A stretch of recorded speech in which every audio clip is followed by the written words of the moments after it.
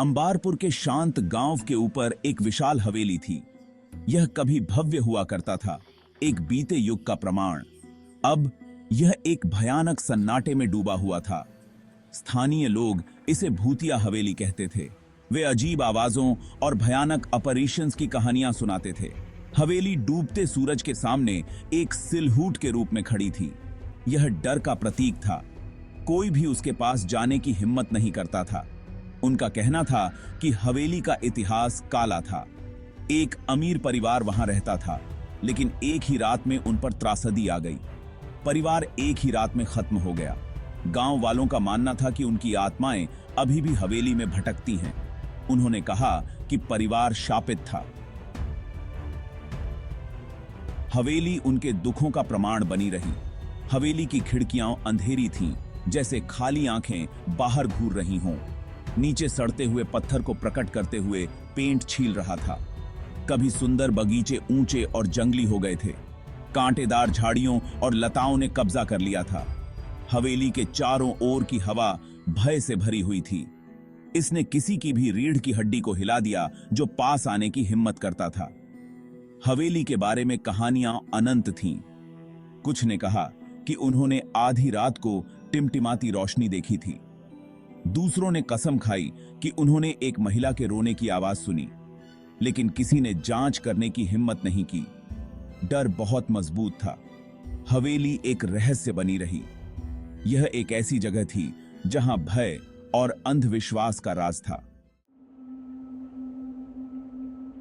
गर्मी की एक शाम, दोस्तों का एक समूह एक बरगद के पेड़ की छाया में बैठा था। वे बोर हो रहे थे। वे एडवेंचर के लिए तरस रहे थे। उन्होंने भूतिया हवेली के बारे में बात की। यह एक ऐसी कहानी थी जिसे वे सभी जानते थे, लेकिन इसे कभी खुद अनुभव करने की हिम्मत नहीं की।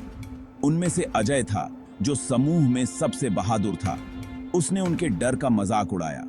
वह भूतों की कहानियों पर विश्वास नहीं करता था। उसने अपने दोस्तों को एक एडवेंचर पर अपने साथ चलने की हिम्मत की।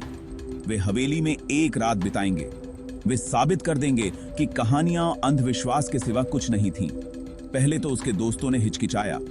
वे कहानियां जानते थे। उन्होंने फुसफुसाहट सुनी थी, लेकिन अजय समझाने में माहिर था। उसने उनके डर पर हंसी। उसने उनके साहस को चुनौती दी।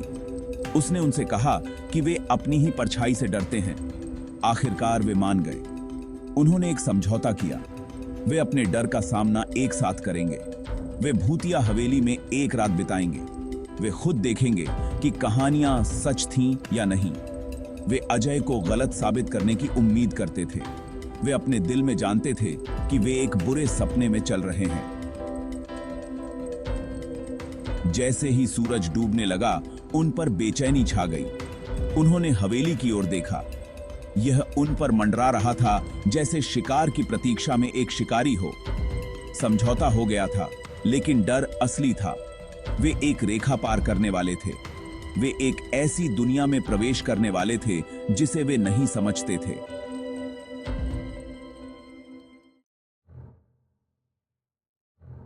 पुराने लोहे के दरवाजे खुल गए, मानो उन्हें वापस मुड़ने की चेतावनी दे रहे हों।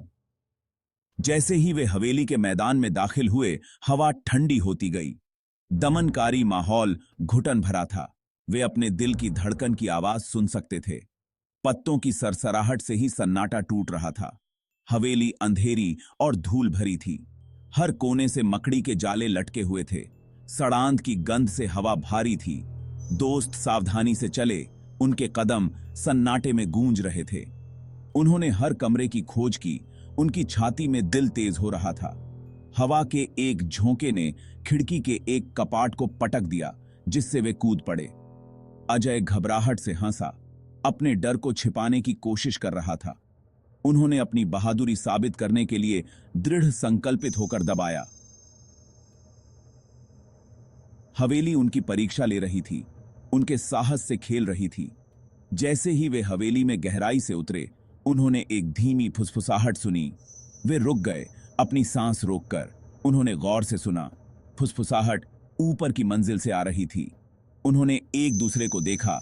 उनकी आंखें डर से फैली हुई थीं। उनकी बाहों के रोंगटे खड़े हो गए।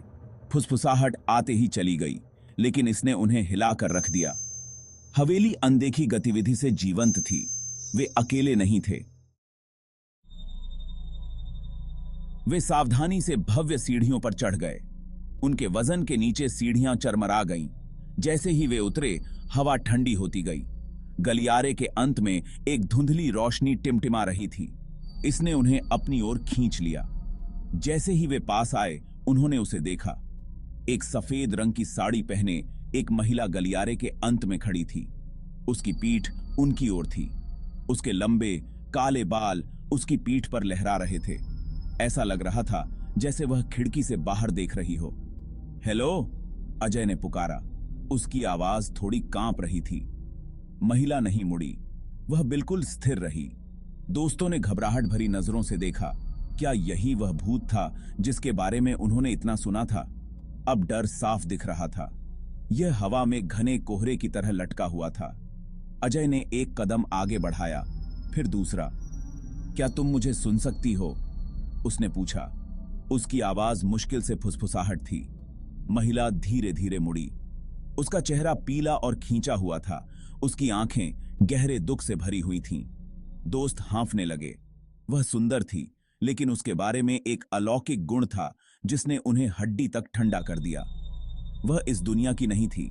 वे एक भूत को देख रहे थे।